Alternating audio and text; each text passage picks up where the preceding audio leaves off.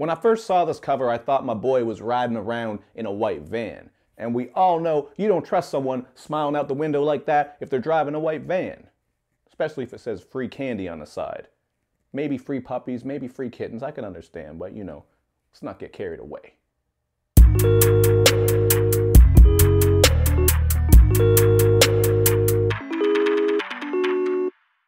What's up, everybody? It's Luke James, not the singer.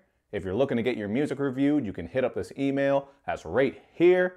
But today, I'm going to hit you up with my opinion for Brockhampton's newest album, Saturation 2.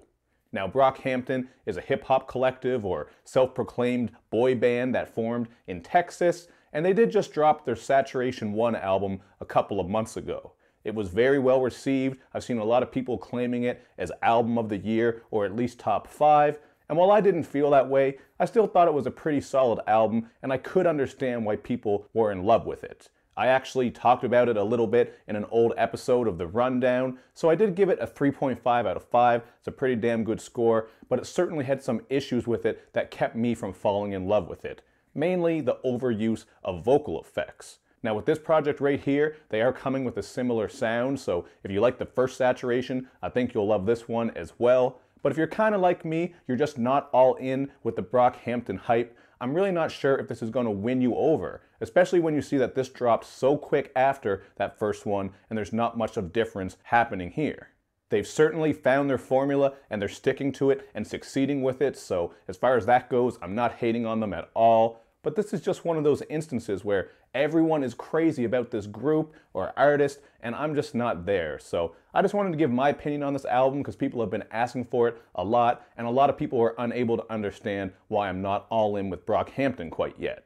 So with this album here, there are some of those same issues I had with the first Saturation, a lot of vocal effects throughout it, and it's those pitched up vocals that I just can't ride with. I know this is something that doesn't bother a lot of people, but for me personally, it just takes me out of the tracks. I will say there's not as much auto-tune on this one as there was on that last project, at least as far as I can remember, although you do get the song Gamba, which is just a very basic and typical auto-croon jam. I would say that's my least favorite track on here, and also Sunny. I just didn't care for the light rock vibe on that, and also that contrast with the high energy verse from Merlin at the start of the song. So those are a couple of things right out of the gate I didn't really care for on this project, and I also wasn't in love with the production. Now don't get me wrong, I don't think these beats are awful, but there was nothing here that had me on the edge of my seat, getting me jumping out of my seat, or scowling. You do get a bit of bang with these beats, but I also feel like they get a bit samey in spots, especially when you look at the instrumentation used. They do use a lot of that high-pitched sound that kind of sounds a bit like a theremin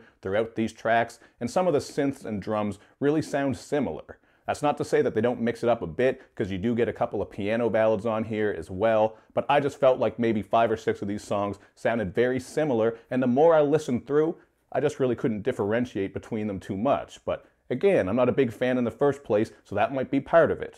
However, I do love those chunky drums and old school synth stabs on the song Queer. This was definitely one of my favorite songs, although that little soft beat switch up killed the vibe just a little bit. And I thought Fight had a really cool sound to it as well. This sounded like some shit that was straight out of Agrabah, you know what I'm saying? Like Aladdin was in there playing the sitar or some shit. Really threw me back to like, let's say Aladdin on Sega Genesis. If any of you remember that game, that shit was hard as fuck, and it was damn sure better than the Super Nintendo version. Unless maybe you were smoking crack, because that Super Nintendo version was awful. That was always the case back in the 90s, man. The Disney games were always better on Sega Genesis. And of course Mortal Kombat, but now I'm just getting off track, so let's get back to this damn album. I also really liked Amir's verse on the song Fight, where he breaks down that at a young age, he came to understand his own blackness and how racism would have an effect on him. And the reason this stuck out to me is because this is something that a lot of people go through. I know for myself, I was pretty much the only person of color in my elementary school, so I really hadn't had too many problems before then, but then once I got around all these new people and strangers, I was being called nigger every day, Mowgli, Jungle Boy, all kinds of shit, man. So I get what Amir was saying on there. I think it was very interesting how he touched on that, and he does go into detail about that a little bit more on the song Teeth.